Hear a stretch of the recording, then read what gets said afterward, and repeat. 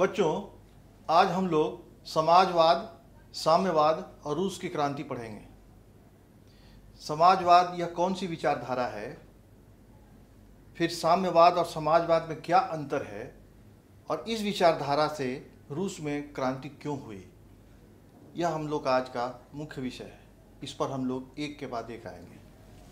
1789 ईस्वी की क्रांति के बाद स्वतंत्रता और समानता की बात सभी जगह फैल चुकी थी। स्वतंत्रता, समानता और बंधुत्व, यह एक ऐसी विचारधारा थी जिसने पूरे यूरोप को उद्वेलित कर दिया था। यूरोप के हर देशों में क्रांतियां हो रही थी। निरंकुश राजतंत्र का लोग विरोध कर रहे थे, पूंजीवाद का विरोध कर रहे थे, चर्च का एकाधिपत्य जो हो रहा था या विशेषाधिकार जो प्राप्त था सामंत को और कुलीनों को, उसका खिलाफ हो रहा था। यानी समाज में कुछ न कुछ अब परिवर्तन की बात लोगों में आ रही थी। और उसी विचारधारा के चलते फ्रांस में 3 क्रांतियां हुई। 1789 की क्रांति, 1830 की क्रांति और 1848 की क्रांति। उसी का असर हुआ कि यूनान का स्वतंत्रता संग्राम हुआ और यूनान एक स्वतंत्र देश बना। उसी का असर हुआ कि जो इटली अभिव्यक्ति मात्र था, भौगोलिक अभिव्यक्ति मात्र था, मेटरनी कहा करता था कि यह सिर्फ भौगोलिक अभिव्यक्ति है, कुछ है ही नहीं। इटली छोटे छोटे खंडों में इटली और जर्मनी बटे हुए थे, उनका एकीकरण हुआ और 1871 ईस्वी तक यह दोनों राष्ट्र इटली और जर्मनी एकीकृत होकर यूरोप के रंगमंच पर उभरे और एक सशक्त देश बने। तो यह जो विचारधारा थी, समाजवादी विचारधारा, इसका जो केंद्र बिंदु था वह फ्रांस की क्रांति थी और फ्रांस के चिंतक थे। अब इसमें अंतर क्या है, इसको पहले हम लोग समझ लें।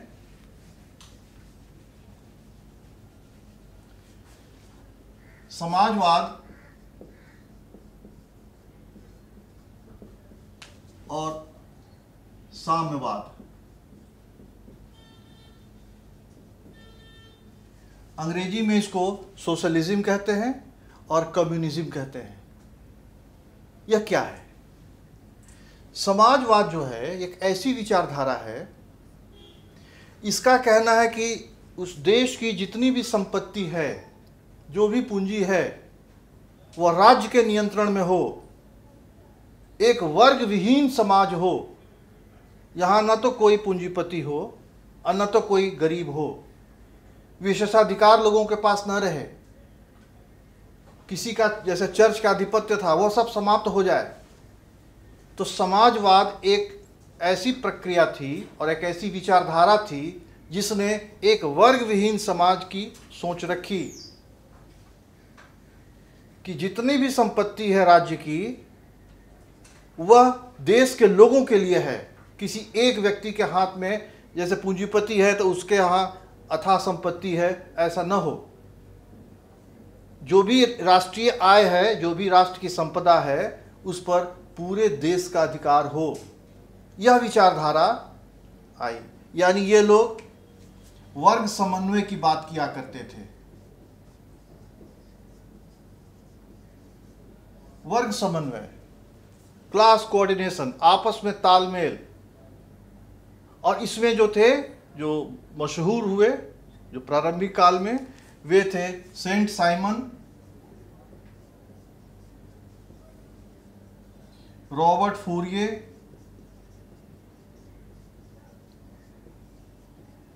Louis Blanc. ये लोग जो थे, ये लोग, या फिर रॉबर्ट ओवेन,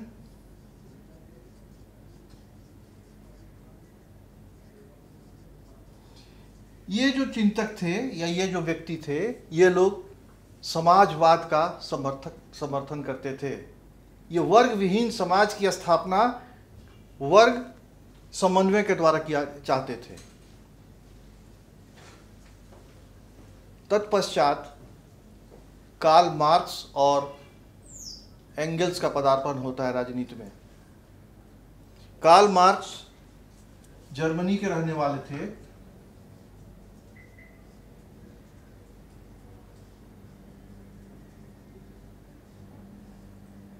और उन्हें जर्मनी से बाहर कर दिया गया था, तो वे इंग्लैंड में जाकर रहते थे। और इनका जो सिद्धांत था, इनकी जो विचारधारा थी, वो इतनी तीव्र थी कि उसका असर रूस में हुआ। यानी जर्मनी में जन्मा व्यक्ति इंग्लैंड में रहकर रूस को प्रभावित किया। कार्ल मार्क्स और एंगल्स ने मिलकर एक विचारधारा दी। इनका कम्युनिस्ट मैनिफेस्टो नाम की एक पुस्तक आई।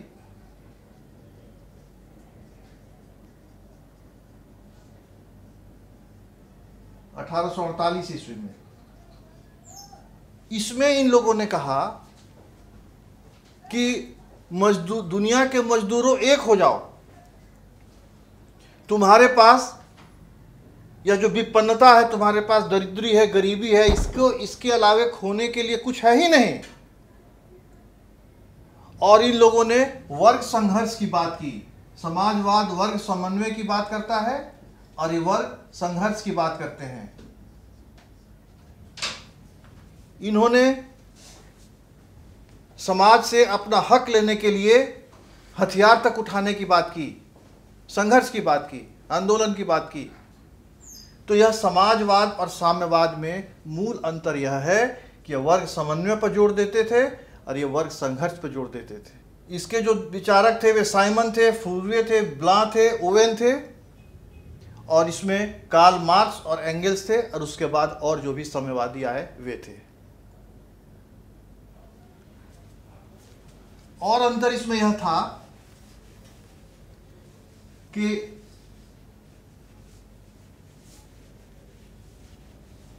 इन्हें लोग, जो समाजवाद के प्रारंभिक दौर के जो विचारक थे, इन लोगों को स्वप्नदर्शी समाज, यूटोपियन सोशलिज्म कहा गया। स्वप्नदर्शी विचारधारा या समाजवाद।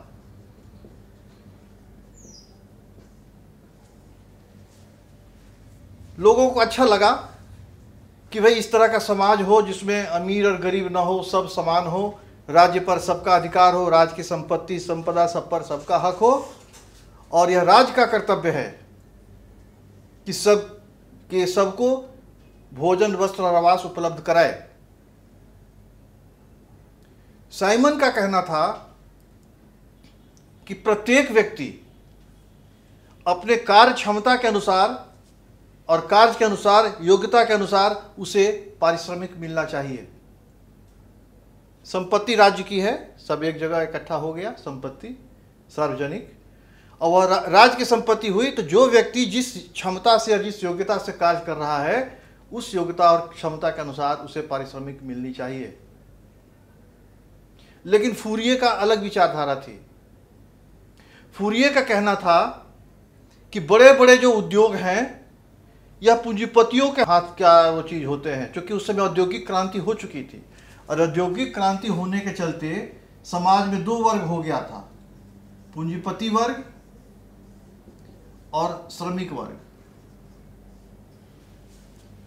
हम जानते हैं कि सबसे पहली क्रांति, औद्योगिक क्रांति इंग्लैंड में हुई थी, उसके बाद वह विश्व के अन्य देशों में हुई। उन लोगों का विचार था, खासकर फूरिये का और अन्य जो उनके विचारधारा के समर्थक थे, कि पूंजीपति और श्रमिक यह दो वर्ग बन गया इस औद्योगिक क्रांति के चलते।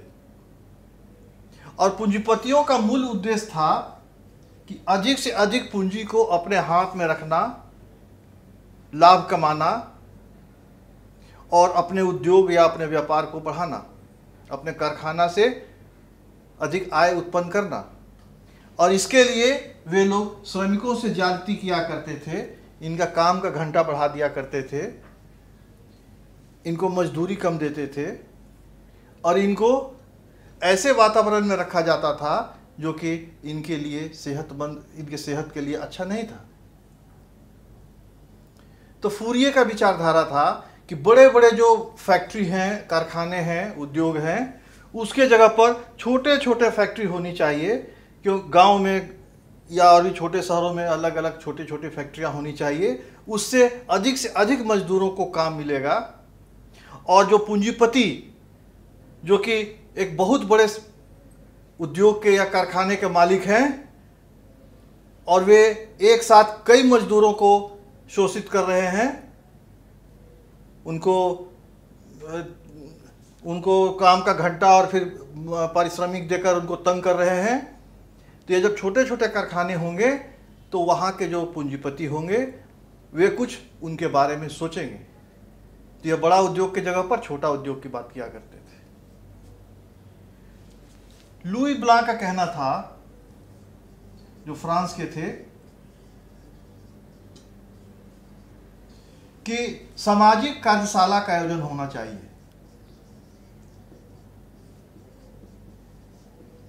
इनकी विचारधारा थी कि यह जो समाजवाद की जो बात है, यह लोगों को एक कार्यशाला का आयोजन करना चाहिए और लोगों को इसके बारे में जागरूक करना चाहिए।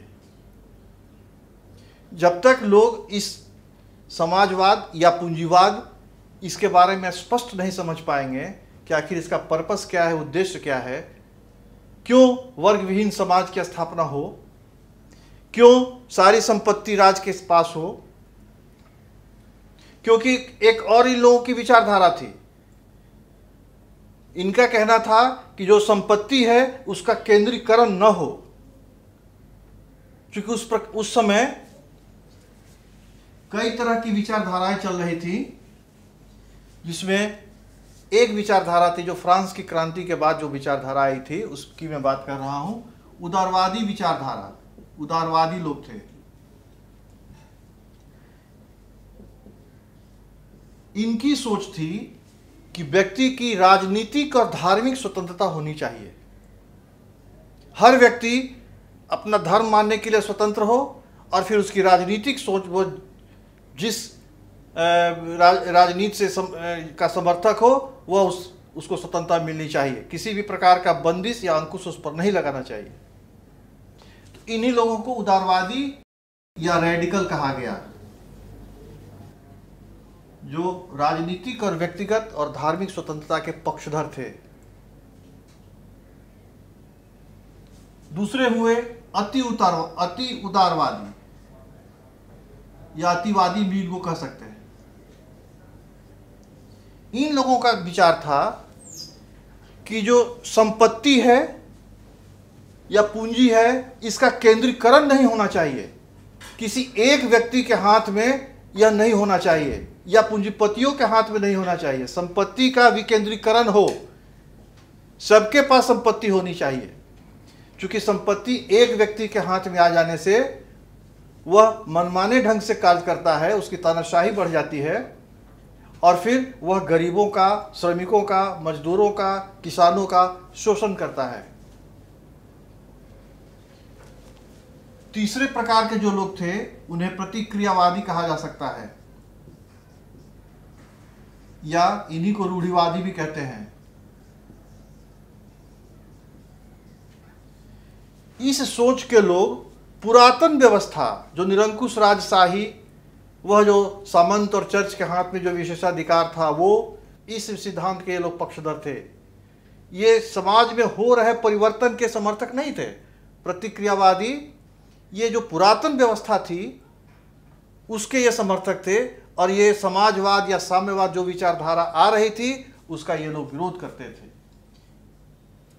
विशेषाधिकार, राजा की निरंकुशता, चर्च की प्रभुता, सामंतों का एकाधिपत्य, ये सब इनकी विचारधारा में शामिल था। और एक और विचारधारा उसी समय आई जिसकी चर्चा हम लोगों ने अभी की, वह थी समाजवादी विचारधारा। यह समाजवादी विचारधारा थी कि जो संपत्ति है राज्य की या देश की, वह किसी एक व्यक्ति के हाथ में हो और उस पर पूरे समाज का नियंत्रण हो।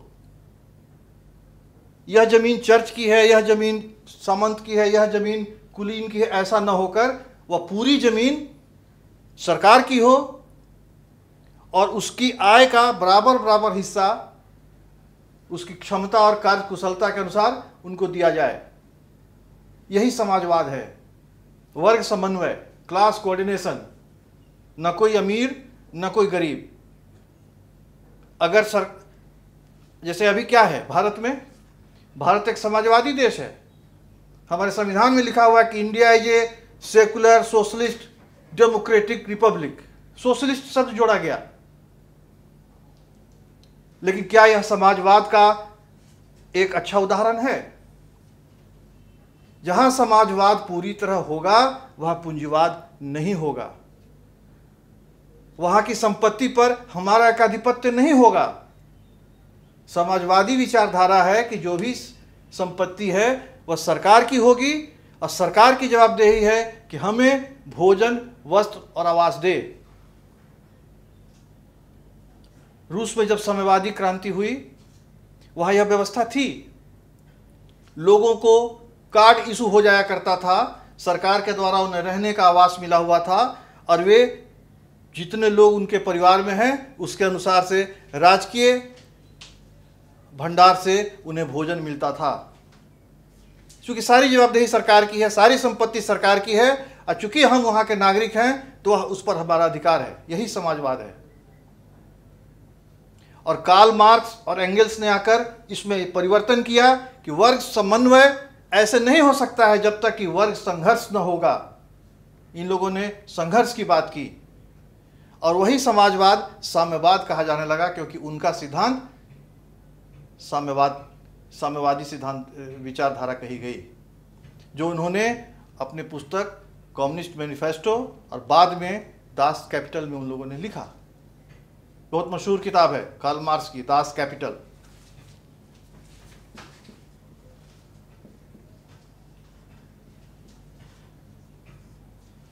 यह 1867 ईस्वी में पुस्तक है। यह समझिए तो साम्यवादी लोगों के लिए यह बाइबिल है।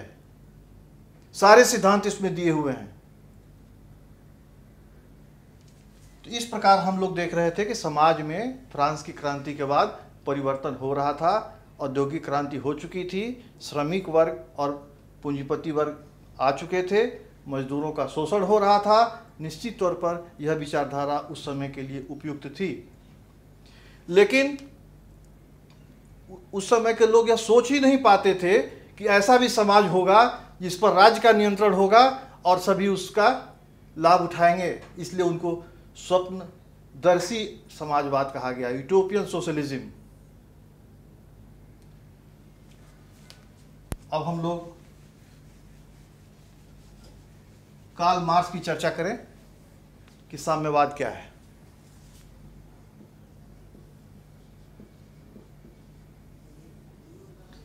अभी हम लोगों ने देखा कि साम्यवाद एक ऐसी विचारधारा है जिसमें कार्ल मार्क्स और एंगल्स ने दास कैपिटल और कम्युनिस्ट मैनिफेस्टो में इस बात को प्रतिपादित किया, बताया लोगों को कि समाज में पूंजीपति वर्ग होना ही नहीं चाहिए। कम्युनिस्ट मैनिफेस्टो में उन्होंने लिखा कि मजदूरों, दुनिया के मजदूरों एक हो जाओ, तुम्हारे पास खोने के लिए गरीबी और इस भूखमरी के अलावे कुछ भी नहीं है, इसको खत्म करो। और यह तभी खत्म होगा जब तुम संघर्ष करोगे। इन्होंने संघर्ष का आह्वान किया, अर्थात इसमें थोड़ी बहुत कठोरता थी। हम जानते हैं कि कार्ल मार्क्स का जन्म जर्मनी में हुआ था और ये इंग्लैंड में जाकर रहने लगे। इनकी बचपन की मित्र मेरी, उनसे इन्होंने शादी की और फिर ये घूमने के लिए फ्रांस गए। वहाँ पर इनकी भेंट रॉबर्ट एंगल्स से हुई और रॉबर्ट एंगल्स और कार्ल मार्क्स ने मिलकर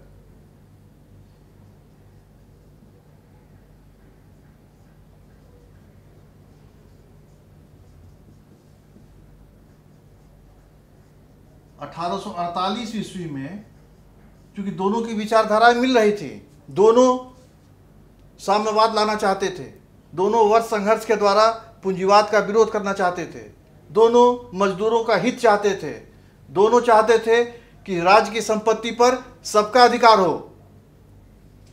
इन लोगों ने कम्युनिस्ट मैनिफेस्टो लिखा।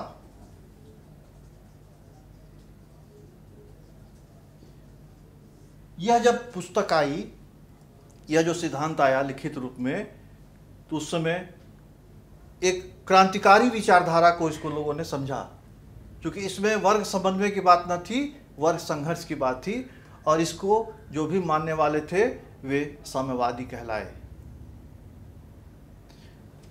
रॉबर्ट ओवेन जो थे इंग्लैंड के,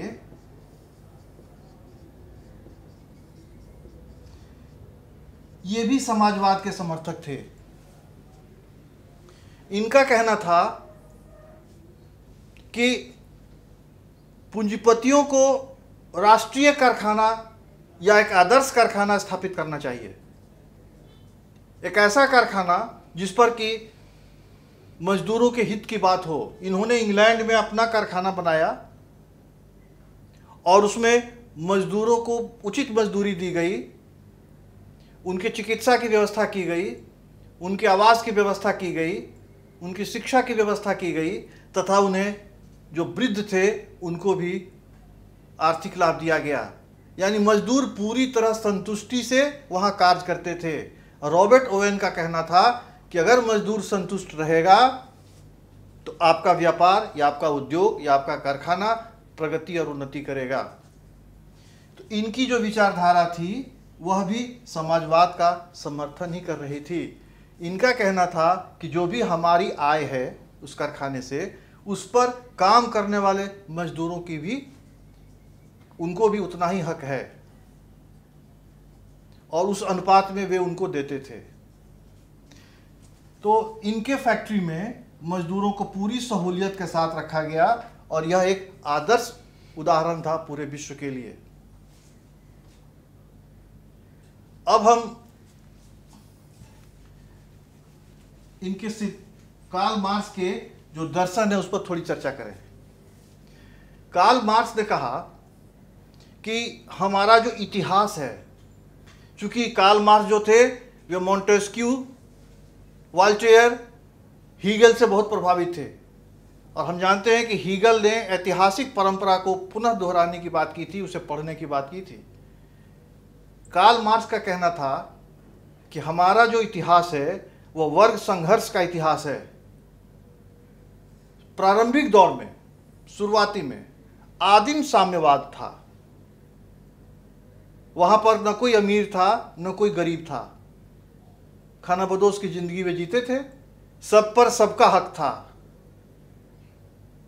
एक स्थान से वह खानाबदोश मतलब क्या हुआ कि वह कहीं पर स्थिर नहीं है, वे विचरण करते थे। आज यहाँ पर हैं एक कबीला के लोग, 200-400 आदमी एक जगह हैं, यहाँ पर जितना भी कंदमूल उन्हें मिला जंगलों का, खाते पीते थे, और उसके बाद जब वो खत्म हो जाता था फिर अलग चले जाते थे। तो जहाँ पर वे रहते थे वहाँ की संपत्ति पर सबका हक था। इसी को उन्होंने कहा आदिम साम्यवाद। यह कार्ल मार्क्स का दर्शन है, कैसे उन्होंने वर्ग संघर्ष की बात की। इनका कहना था कि प्रारंभ में तो आदिम साम्यवाद था, उसके बाद दासता का युग आया।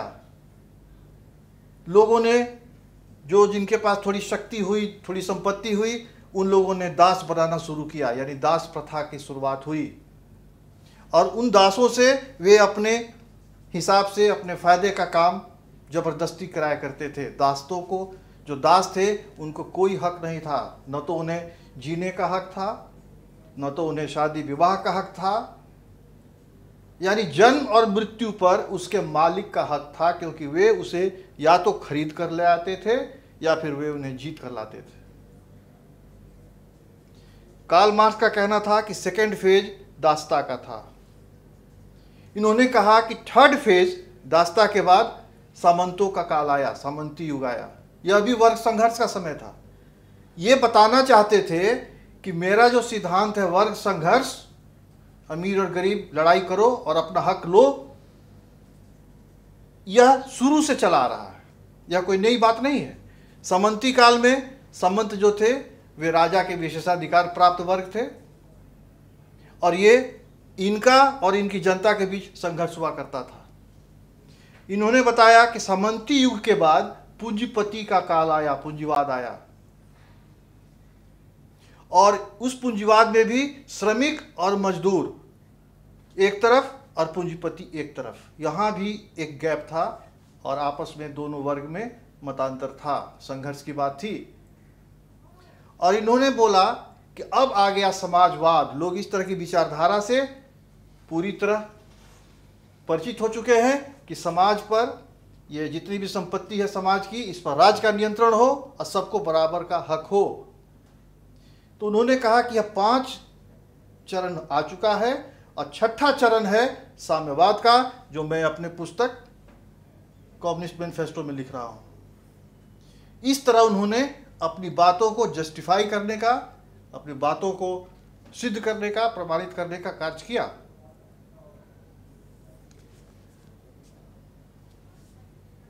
कार्ल मार्क्स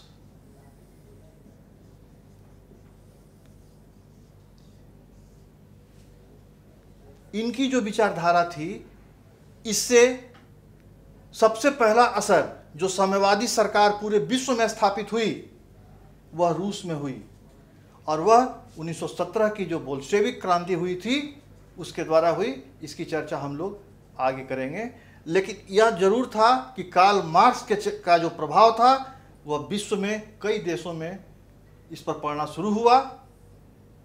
जर्मनी में, इंग्लैंड में, फ्रांस में, रूस में, हर जगह साम्यवादियों का एक दल बनने लगा। इसी का परिणाम हुआ कि इंग्लैंड में लेबर पार्टी की स्थापना हुई, मजदूरों की पार्टी, लेबर पार्टी की स्थापना हुई। जर्मनी में सोशल डेमोक्रेटिक पार्टी की स्थापना हुई। जर्मनी में सोशल डेमोक्रेटिक पार्टी, यूके में, इंग्लैंड में लेबर पार्टी की स्थापना हुई। फ्रांस में सोशल पार्टी की स्थापना हुई।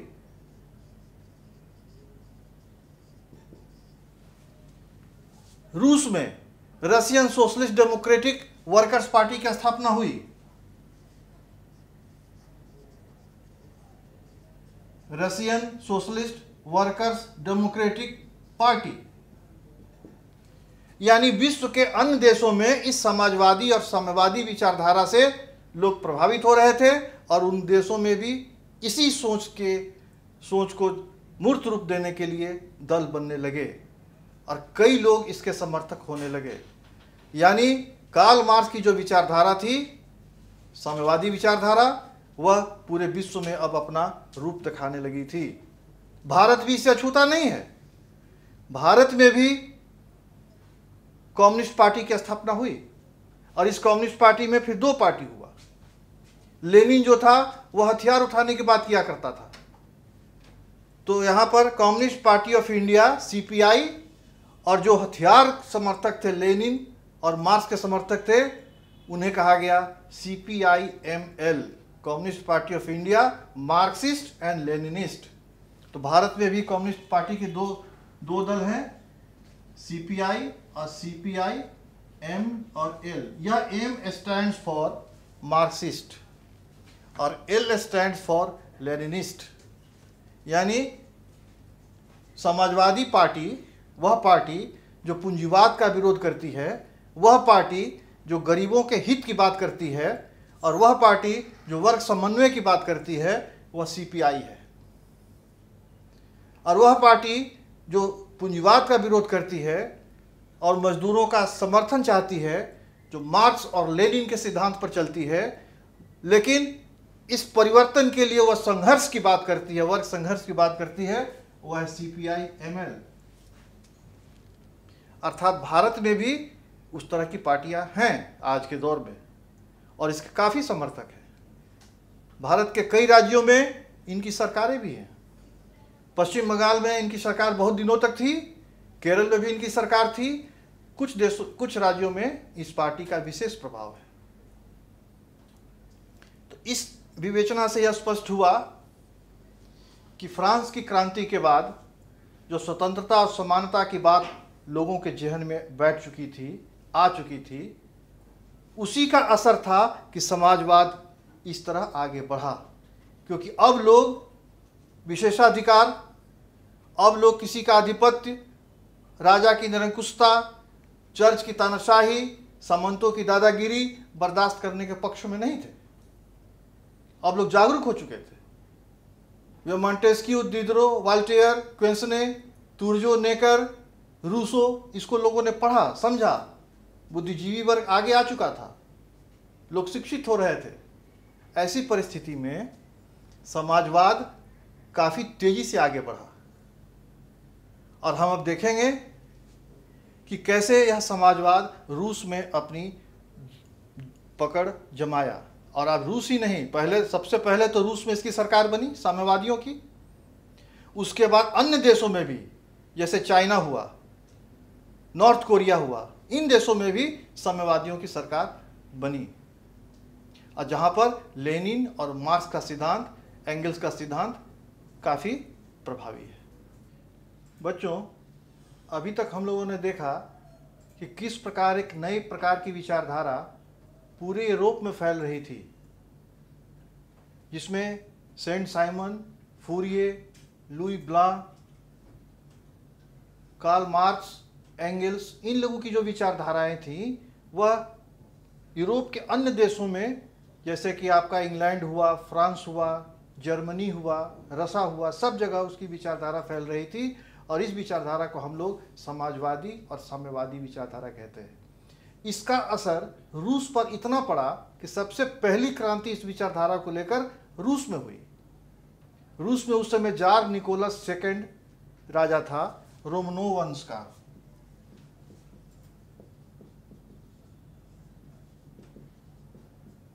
यह जार निकोलस द्वितीय यह निरंकुश शासक था, क्योंकि रूस में कई जातियां रहती थीं, स्लाव, पोल, चेक, और कई धर्म के लोग रहते थे, जिसमें कि कैथोलिक थे, प्रोटेस्टेंट थे, बौद्ध थे। लेकिन रूस ने रूसीकरण, वो जार अलेक्जेंडर जो था,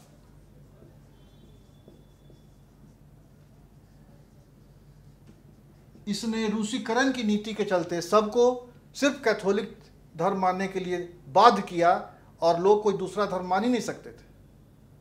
लोगों में आक्रोश था, क्योंकि फ्रांस में स्वतंत्रता, समानता और बंधुत्व की जो भावना थी, या फिर कार्ल मार्क्स की जो विचारधारा थी, वह रूस में काफ़ी उद्वेलित लोगों को कर रही थी। इसी पृष्ठभूमि को ध्यान में रखकर हम आगे की बात करेंगे। रूस में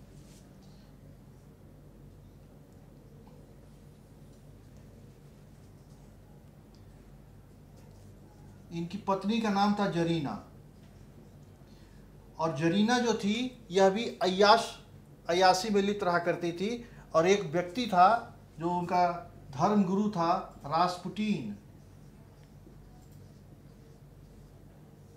इस रास्पुटीन की सलाह पर जरीना मुख्य रूप से सारा कार्य किया करती थी और जार अलेक्जेंडर के राजनीति में दखल दिया करती थी। इन तीनों की जो तिकड़ी थी, अलेक्जेंडर सेकंड, जरीना और रास्पुटीन की, यह रूस की स्थिति को दिनों पर दिन गड़बड़ाते चली जा रही थी। स्थिति यह हो गई थी कि क्रीमिया का जो युद्ध हुआ था, जिसके चलते हम लोगों ने देखा था कि उसमें काउर ने कहा भी था कि क्रीमिया के पंख से इटली का निर्माण होगा। तो वह 1854 से 56 ईस्वी की बात मैं बता रहा हूं।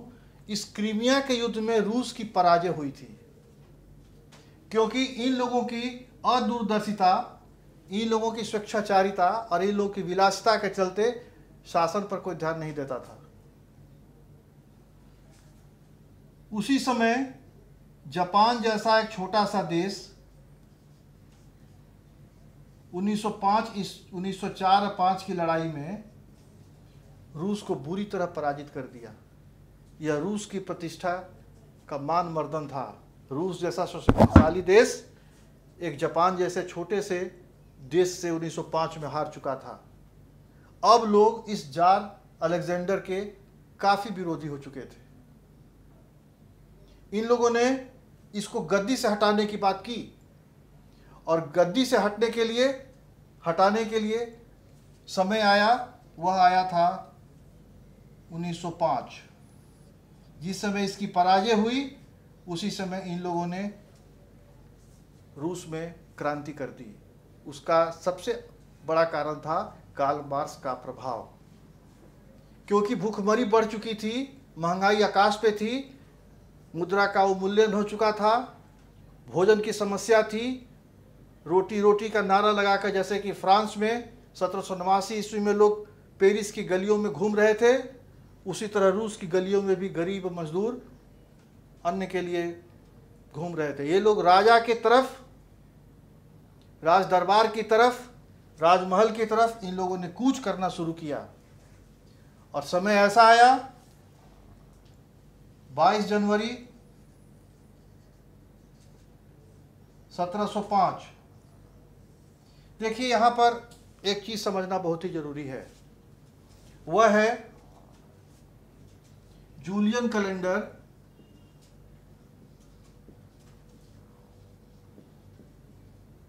और ग्रेगोरियन कैलेंडर।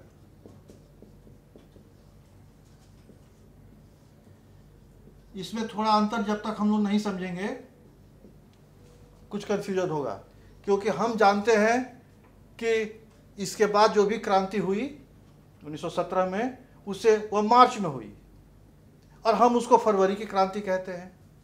फिर नवंबर में हुई, हम उसको अक्टूबर की क्रांति कहते हैं। ऐसा क्यों? ऐसा इसलिए कि जूलियन कैलेंडर रूस का पुराना कैलेंडर था और ग्रेगोरियन कैलेंडर रूस का नया कैलेंडर है। दोनों में 13 दिनों का अंतर है। तो हम यहां पर लिख रहे हैं 22 जनवरी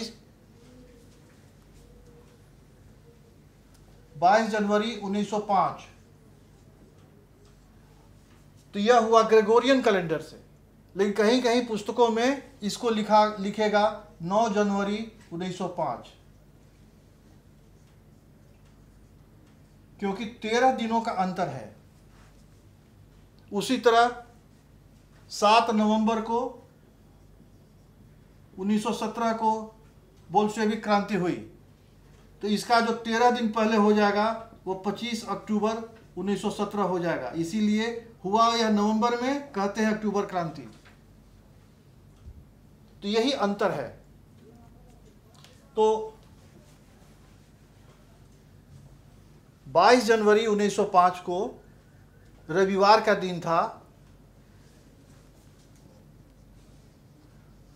और इसी दिन लाखों की संख्या में लोग पीटर्सबर्ग की महल की तरफ, जो राजा का महल था, वहां पर आंदोलन करने के लिए ये लोग पहुंच गए। राजा घबरा गया। इसमें सिर्फ मजदूर ही नहीं, इसमें विद्यार्थी भी साथ दिए, इसमें मध्यम वर्ग के लोग भी साथ दिए और मजदूर और किसान तो थे ही।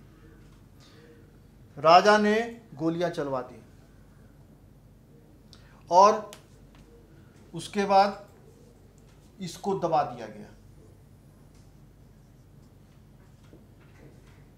इसको दबा दिया गया। फिर चूंकि इस आंदोलन हो चुका था, उसको दबा दिया गया था, इसलिए राजा ने कुछ सुधार की बात की और उसने ड्यूमा का गठन किया। ड्यूमा जो कि जनप्रतिनिधियों की एक सभा थी, संसद था। प्रथम ड्यूमा को भंग कर दिया गया। फिर दूसरे बार फिर राजा ने सेकेंड ड्यूमा की स्थापना की, इसे भी भंग कर दिया गया। अब राजा को लगा कि सामान्य लोगों को ड्यूमा में लाना जरूरी अगर रखते हैं तो ड्यूमा का कोई असर नहीं होता है। तो उसने फिर प्रतिक्रियावादी लोग, जितने लोग थे, जो राजा के समर्थक थे और पुरातन व्यवस्था चाहते थे, जो रूढ़िवादी थे, वैसे लोगों को ड्यूमा का सदस्य बनाया। और वो ड्यूमा के जब सदस्य बने तो उन लोगों ने, इस पूरी ड्यूमा ने इस प्रकार की शासन व्यवस्था स्थापित की कि 1905 ईस्वी की क्रांति को दबा दिया गया। लेकिन यह क्रांति कितने दिनों तक दबेगी? जब वहाँ पर कार्ल मार्क्स और एंगल्स की विचारधारा, जब वहाँ पर वर्ग संघर्ष की विचारधारा जब आगे आ चुकी थी, अब इस क्रांति को दबाना मुश्किल था। ठीक 12 साल के बाद 1917 ईस्वी में फिर फ्रांस में क्रांति होती है और वहां पर 2 बार क्रांति हुई।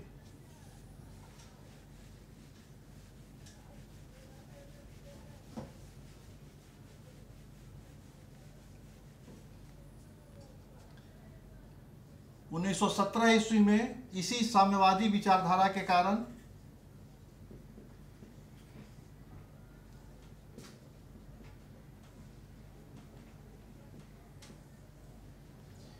वहां पर क्रांति हुई, और उस क्रांति में पहली जो क्रांति हुई वह मार्च में हुई, मार्च 1917 में। रूस के राजा को, जार को, जिसको कि हम जार कहते हैं, गद्दी छोड़नी पड़ी, क्योंकि उन्होंने जो गोली चलवा दिया था, और गोली चलवाने के बाद काफ़ी लोग मारे गए, हजारों लोग मारे गए, और राजा को गद्दी छोड़नी पड़ी। उसी समय मार्क्स और लेनिन की विचारधारा के कारण वहां पर जो साम्यवादी पार्टी बनी थी, उसके 2 ग्रुप थे। एक थे मेंशेविक और दूसरे थे बोल्शेविक।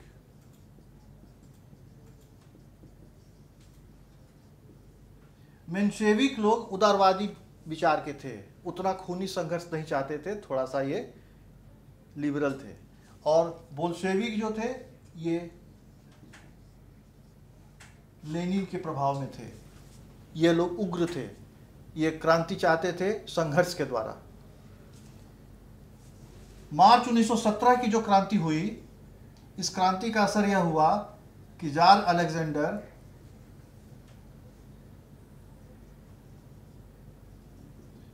गद्दी से हट गया और सत्ता जो थी वह मोन्शेविक के हाथ में आ गई।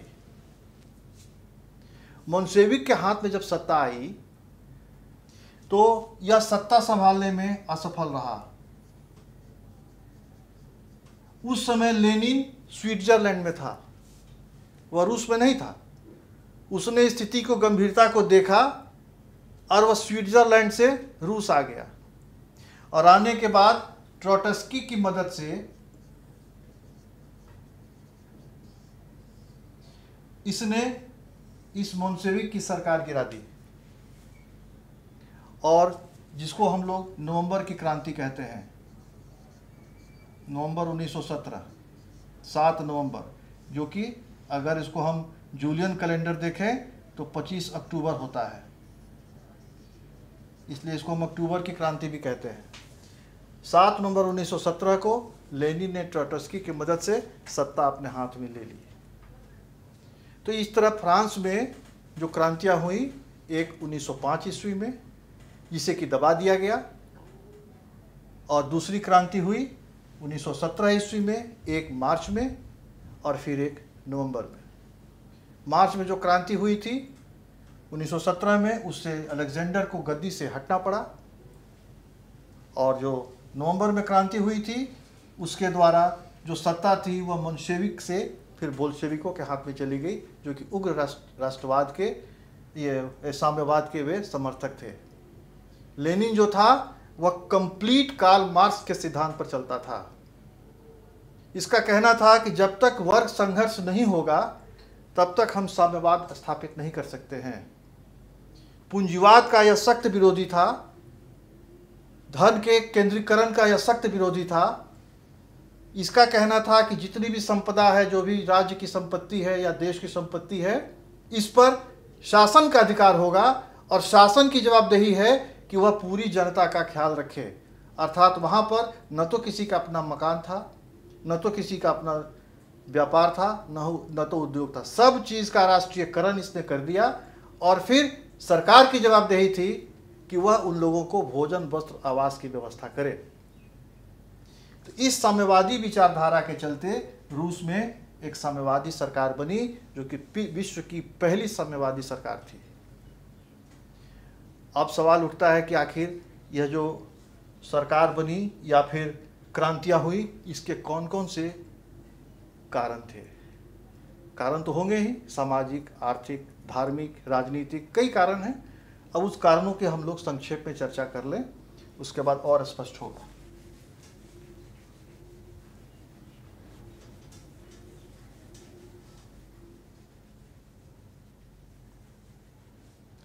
सबसे पहले हम लोग देखें राजनीतिक कारण।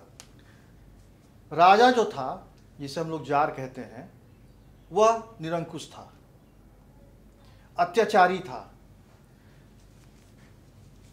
राजनीतिक कारण पहले हम लोग देखें। निरंकुशता,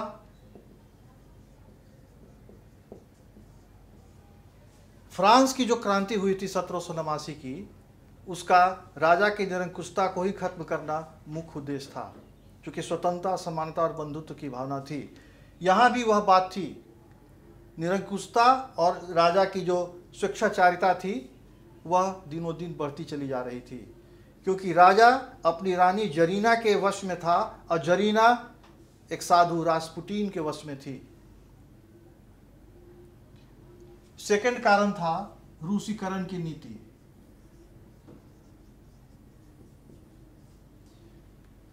एक चर्च, एक धर्म, एक देश, इस पर जार जो था कार्य किया करता था। वहां पर चेक, फिन,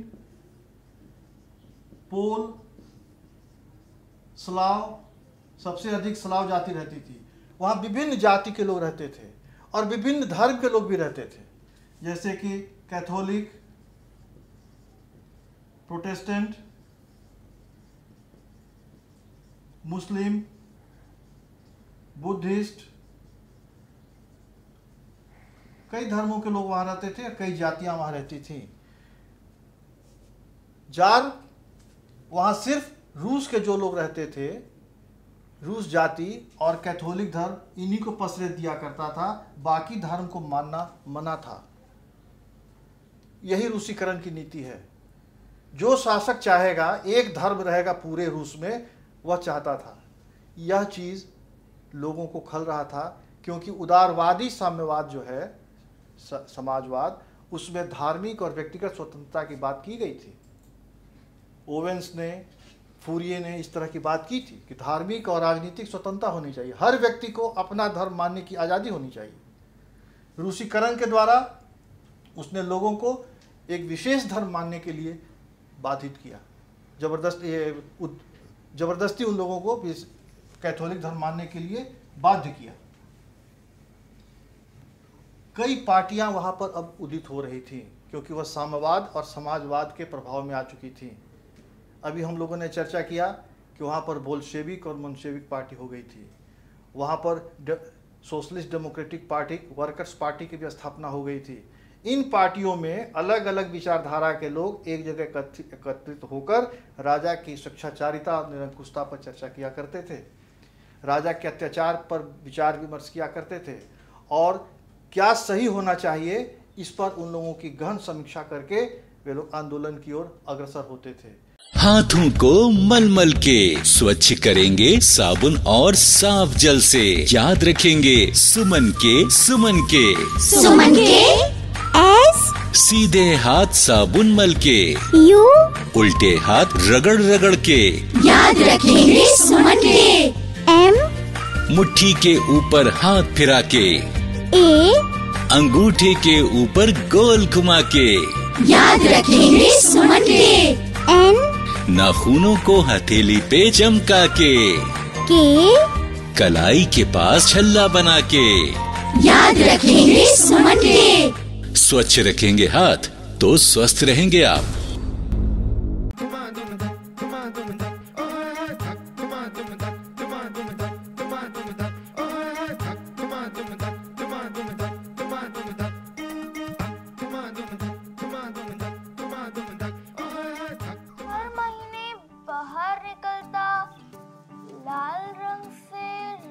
जाता, कभी छुपने के लिए खेत भागता या नहा के घर घुस जाता। बेटा ये क्या बड़बड़ा रही हो? कुछ नहीं माँ, मैं पहेली सुलझा रही हूँ, पर मुझे समझ में ही नहीं आ रहा है। कौन सी पहेली? माँ अब अंदर चलो ना माँ। क्या हुआ? माँ चलो तो सही। अरे बता ना। अरे माँ चलो, माँ चलो। क्या हुआ बेटा? माँ वो आज से मेरा महीना शुरू। शुरू हो गया बेटा। माँ अभी दर्द वर्द नहीं है। आंगनबाड़ी भाभी ने ये चुटकियों में गायब कर दिया। अरे पहेली भी उन्होंने ही दी है।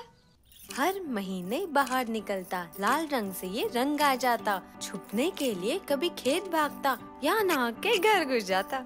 जो इसे सुलझाएगी पहेली की सहेली कहलाएगी कहलाएगी।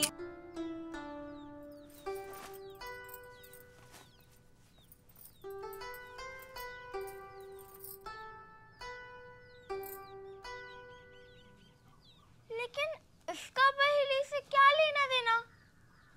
हाँ, हर महीने बाहर निकलता, लाल रंग से रंगा जाता। अरे हाँ, यही तो है इसका जवाब। हाँ बेटा, महीना सूखने के लिए ऐसे ही साफ सूखे सूती कपड़ों का इस्तेमाल करना चाहिए। लेकिन माँ, अगर वो कपड़ा गीला हो गया तो मैं उसका क्या करूँ? सब समझाऊंगी मेरी बच्ची। इन दिनों में मोटे मोटे 3 चीजों का तुम्हें खास ख्याल रखना पड़ेगा। एक साफ सफाई, दूसरा रख रखाव और तीसरा निपट निपटाव। अपनी व्यक्तिगत साफ सफाई के लिए रोज नहाना, खास तौर पर उन दिनों में। कपड़ा ज्यादा गीला होने पर उसे तुरंत दूसरे साफ सूती कपड़े से बदल लो। कम से कम दिन में 3 बार नहीं बदला तो इन्फेक्शन हो सकता है। कपड़ा बदलने से पहले और कपड़ा बदलने के बाद साबुन से हाथ धोना जरूरी है। शाबाश। और अब कपड़े के रख रखाव के बारे में। इस्तेमाल किए कपड़े को साबुन से अच्छी तरह धो दो, क्योंकि धोने से दाग नहीं रहता और खुशबू भी। और फिर उस कपड़े को धूप में टांग कर सुखा दो। धूप में सुखाने से कीटाणु छूमंतर हो जाते हैं। और जब कपड़ा सूख जाए तब उसे कहाँ रखे माँ? उसे तय करके एक कपड़े की थैली में डालकर अपने बाकी कपड़ों के साथ रख दो, छप्पड़ में छुपा के नहीं। तीसरी बात, कपड़े के निपट निपटाव की। इस्तेमाल किए कपड़े को घर या खेतों से दूर गहरे गड्ढे में गाड़ दो या फिर स्कूल शौचालय के इंसिनरेटर में जला दो। अच्छा ले, अंदर जा। माँ, मैं बेफिक्र होकर स्कूल भी जा सकती हूँ।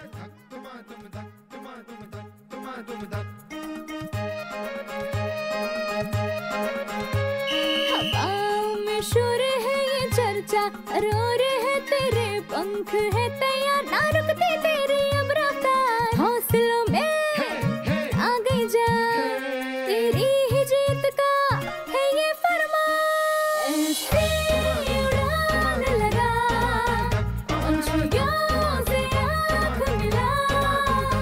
ऐसी उड़ान लगा, पंछियों से आँख मिला। पहेली की सहेली है तू, पहेली की सहेली। अरे पहेली की सहेली है तू। एक और पहेली।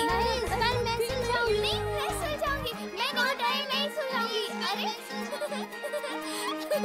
अरे क्या करी? अरे खींचो मत।